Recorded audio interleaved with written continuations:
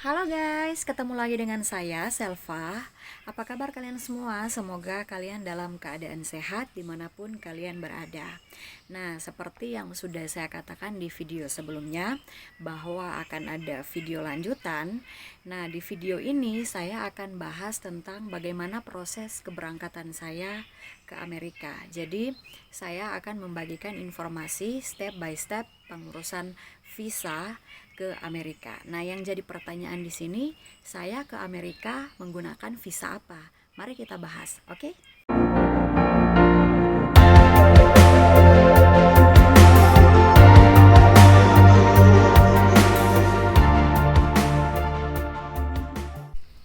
Nah, jadi saya berangkat ke Amerika itu menggunakan K1 visa atau yang dikenal dengan visa tunangan Amerika. Nah, apa sih ini K1 visa? K1 visa ini adalah visa tunangan Amerika yang dimana sponsornya itu adalah US citizen atau warga negara Amerika mensponsori pasangan yang bukan warga negara Amerika untuk datang ke Amerika. Nah, jadi contohnya kayak saya, suami saya itu mensponsori saya untuk datang ke Amerika lewat K1 visa. Nah, K1 visa ini itu berlakunya hanya 3 bulan atau 90 hari. Nah, syaratnya adalah kalian mengajukan visa ini dengan syarat kalian harus menikah secara resmi di Amerika dalam kurun waktu 90 hari. Nah, step by step dalam pengajuan visa ini bagaimana? Nah, kebetulan dalam pengajuan visa ini saya dan suami itu menggunakan jasa pengacara. Kenapa? Karena alasan utamanya suami saya itu kerja dan hampir tidak punya waktu dalam mempersiapkan dokumen-dokumen yang kami perlukan. Nah, untuk itulah kami memutuskan untuk memakai jasa pengacara. Jadi, kita memakai jasa pengacara dan kita hanya melengkapi berkas yang diminta. Nah, pada waktu itu proses awal dari K1 visa ini itu adalah saya dan suami itu mengajukan petisi atau permohonan di US Citizen and Immigration Service atau yang dikenal dengan USCIS pada tanggal 14 Februari tahun 2020. Nah, setelah kami mengajukan petisi, kami mendapatkan notifikasi atau pemberitahuan di mana petisi kita itu atau dokumen kita telah diterima itu pada tanggal 20 bulan Februari tahun 2020. Nah, setelah itu kita masih harus menunggu karena pihak USCIS ini masih akan mereview petisi kita, permohonan kita ini masih akan direview apakah ini memenuhi syarat atau masih ada yang kurang. Jadi segala sesuatu masih saja bisa terjadi ya. Jadi kita memang benar-benar masih harus menunggu kabar dari USCIS. Nah, setelah beberapa bulan kita menunggu, kemudian saya dan suami itu mendapatkan kabar gembira dari USCIS kalau petisi kita atau permohonan kita ini di-approve, disetujui guys. Jadi tidak ada masalah dengan petisi kami ya. Jadi semua proses itu berjalan lancar. Nah, kami mendapatkan notifikasi ini, pemberitahuan ini itu pada tanggal 10 September tahun 2020. Jadi setelah beberapa bulan kami mengajukan petisi, kemudian kami mendapatkan kabar baik ini. Nah, setelah mendapatkan notifikasi ini, case kita ini dikirimkan ke NVC atau National Visa Center. Jadi petisi yang sudah disetujui oleh pihak USCIS dikirimkan ke National Visa Center untuk proses selanjutnya. Jadi di NVC ini kurang lebih 1 bulan diproses dan kemudian saya dan pasangan saya ini mendapatkan case number dari sini dan dari NVC ini, petisi kita ini akan dikirimkan ke US Embassy yang ada di Jakarta atau Kedutaan Besar Amerika yang ada di Jakarta, sesuai dengan di mana saya akan melakukan interview nanti. Nah, karena waktu itu guys, corona merebak di Indonesia, jadi Kedutaan Besar Amerika yang ada di Jakarta itu sempat tutup dan tidak membuka layanan visa ataupun interview karena corona. Jadi waktu itu saya masih harus tetap menunggu dengan sabar sampai Kedutaan Amerika itu buka. Akhirnya setelah Kedutaan Besar Amerika itu dibuka, suami saya ini mendapatkan email dari pihak kedutaan. Pihak kedutaan itu meminta alamat email saya karena akan mengarahkan saya untuk proses selanjutnya, yaitu medical check up sebelum saya melakukan interview. Jadi waktu itu setelah saya mendapatkan email dari pihak kedutaan, saya langsung konfirmasi dengan pengacara saya waktu itu ya. Nah, setelah mendapatkan email itu, saya melanjutkan dengan membuat janji dengan pihak rumah sakit sesuai dengan rujukan dari pihak kedutaan, di mana saya harus melakukan medical check up menyeluruh di Rumah Sakit Premier Bintaro yang ada di Jakarta. Jadi saya tidak bisa melakukan medical check up di rumah sakit lain selain yang menjadi rujukan dari pihak kedutaan. Nah, saya membuat janji dengan pihak rumah sakit itu pada tanggal 8 Desember tahun 2020. Kemudian saya berangkat untuk melakukan medical check up. Sekalian saya mendapatkan vaksin. Jadi vaksin saya 4 kali. Karena sebelum ke Amerika itu saya harus divaksin. Ini bukan vaksin corona ya. Ini memang prosedur dari pengajuan visa tunangan, kita harus divaksin 4 kali. Jadi setelah saya selesai melakukan medical check up, saya kembali ke Manado. Kemudian 3 hari setelah itu saya mendapatkan informasi atau WhatsApp dari pihak rumah sakit kalau mana hasil medical check up saya itu sudah keluar dan sudah dikirimkan ke Kedutaan Besar Amerika yang ada di Jakarta. Jadi setelah saya mendapatkan informasi dari pihak rumah sakit tentang hasil medical check up saya langsung konfirmasi dengan pihak pengacara kami ya. Jadi pihak pengacara kami itu langsung membuatkan janji atau appointment untuk jadwal interview saya dengan pihak Kedutaan Amerika yang ada di Jakarta. Nah, saya mendapatkan jadwal interview atau wawancara ini pada tanggal 20 Januari tahun 2021 jam 10.30. Dan di Jakarta itu saya menginap di Hotel Asley di Jalan Sabang. Hotel ini sangat dekat dengan kedutaan, cuman sekitar 3 atau 4 menit naik ojek.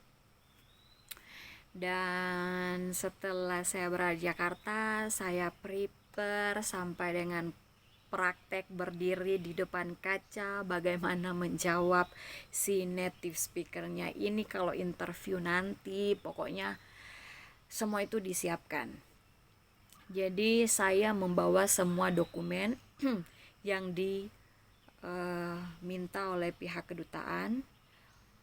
Jadi mulai dari foto, bukti chatting, WhatsApp, video call, tiket pesawat, pokoknya semua dokumen penunjang yang akan membuktikan hubungan saya dan pasangan saya. Jadi itu saya bawa semua. Jadi disiapkan supaya nanti pas interview saya bisa membuktikan hubungan saya bersama dengan suami saya ini. Dan akhirnya tibalah saat dimana saya akan melakukan interview atau wawancara. Semua perasaan ada, gugup, takut, semuanya jadi satu. Kenapa interview ini menjadi sangat menakutkan bagi saya pribadi dan bagi semua applicants yang apply K1 visa? Karena interview ini adalah proses akhir di Indonesia, guys. Jadi setelah proses interview ini Anda akan melanjutkan proses selanjutnya itu di Amerika. Nah, kenapa menjadi sangat menakutkan bagi saya? Karena di interview ini Anda akan mengetahui kalau visa Anda itu disetujui atau ditolak, guys. Jadi bayangkan Anda sudah melewati berbagai proses dengan waktu yang cukup lama, dan kemudian di interview akan mendengarkan hasil interview itu diterima atau ditolak. Itu perasaannya itu tidak bisa digambarkan. Dan di interview ini Anda bisa saja gagal, guys. Bisa saja visa Anda ditolak atau tidak disetujui. Bayangkan sudah melakukan medical check up, sudah divaksin, dan kemudian interview Anda gagal, itu bagaimana perasaan Anda? Jadi itulah sebabnya kenapa pada saat saya mau interview itu perasaan saya itu campur aduk. Bahkan tidak bisa berkata-kata, sampai mau ke toilet, pokoknya so rasa buang air besar, semua rasa ada di situ. Pokoknya begitu, orang gugup. Kala-kala kita mau interview cari pekerjaan itu kala-kala di situ, karena ini prosesnya sangat panjang. Nah, akhirnya saya berangkat ke kedutaan. Saya naik ojek waktu itu, saya tiba on time, sebelum 10.30 saya sudah berada di kedutaan. Saya melewati security, baru dapat lihat tuh gedung kedutaan itu, kita so keringat dingin, apalagi mau masuk di dalam, bukan main. Jadi pas masuk di security, dicek dulu nama, dan melewati security itu semua barang-barang itu ditinggalkan di situ, kecuali dokumen yang kita perlukan untuk interview. Jadi mulai HP, tas, dan semua itu saya tinggalkan di security. Saya masuk hanya dengan map yang tebal berisi semua dokumen-dokumen penunjang. Jadi setelah masuk di sana itu saya sudah melihat ada beberapa orang yang akan melakukan interview juga, dan yang di interview terakhir itu adalah saya. Bayangkan setelah saya itu tidak ada lagi yang di interview, jadi saya yang terakhir di ruangan itu. Di situ perasaan lebih campur aduk, duk-dak. Pokoknya jantung ini tidak terarah. Setelah nama saya dipanggil, guys, ke counter untuk diinterview, saya ke loket nomor 5 waktu itu. Iya, nomor 5 ya, kalau tidak salah.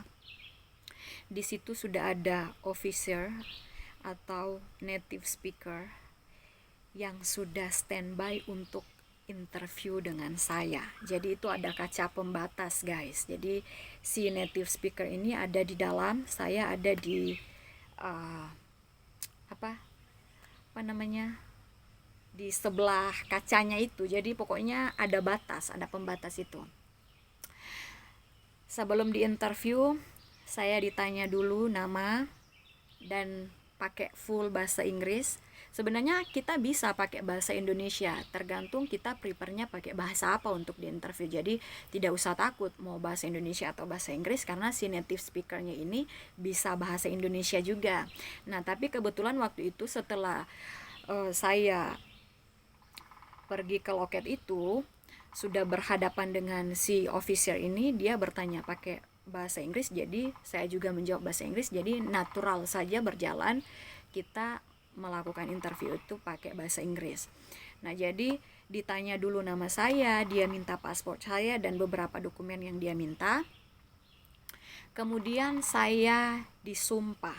Jadi saya mengangkat tangan, disumpah bahwa semua yang saya katakan itu di dalam interview adalah sebuah kebenaran dan bukan kebohongan. Nah, gitu. Setelah disumpah, dimulailah proses interview. Jadi ditanya-tanya guys, ditanya nama pasangan saya siapa, pekerjaannya apa, tinggal di mana, bertemunya itu kapan. Jadi pertanyaannya itu bukan mendiskriminasi ya. Jadi pertanyaannya itu lebih ke hubungan saya dan pasangan saya, lebih ke bagaimana kita bertemu.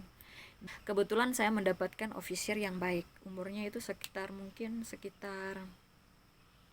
50-an.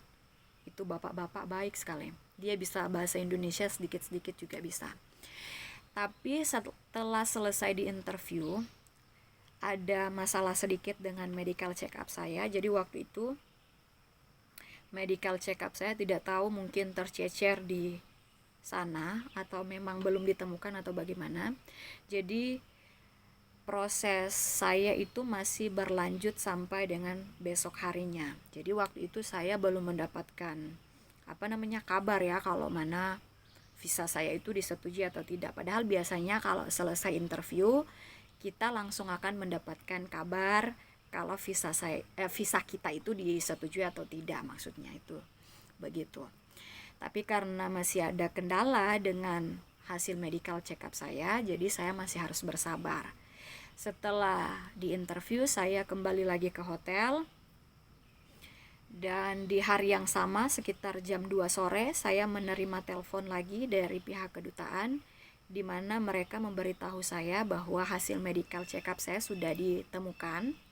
Dan saya diminta untuk datang lagi di besok hari, di jam yang sama, 10.30, untuk mengambil fingerprint atau sidik jari ya, karena proses visa akan dilanjutkan.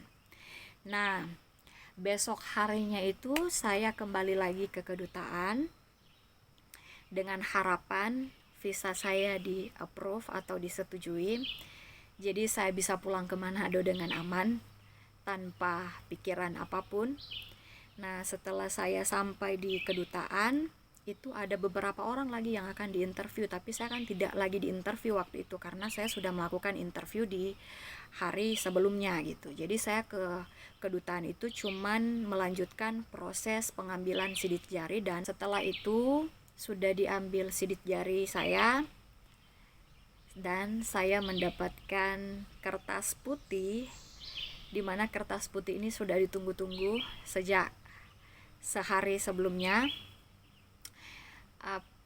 Kertas putih ini memberitahukan kalau visa saya di-approve atau disetujui. Jadi saya diizinkan masuk ke wilayah Amerika. Jadi waktu itu setelah si officialnya bilang, "Congratulations Selva and then welcome to America," itu saya menangis waktu itu di depan official. Saya menangis dan si officernya ini tertawa bukan tertawa bagaimana ya, tertawa karena senang ya melihat visa saya di approve. Akhirnya saya menangis di situ, dan pokoknya perasaan campur aduk, senang, bahagia.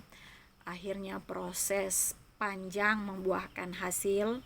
Saya bisa berangkat ke Amerika dan bertemu dengan suami saya waktu itu ya.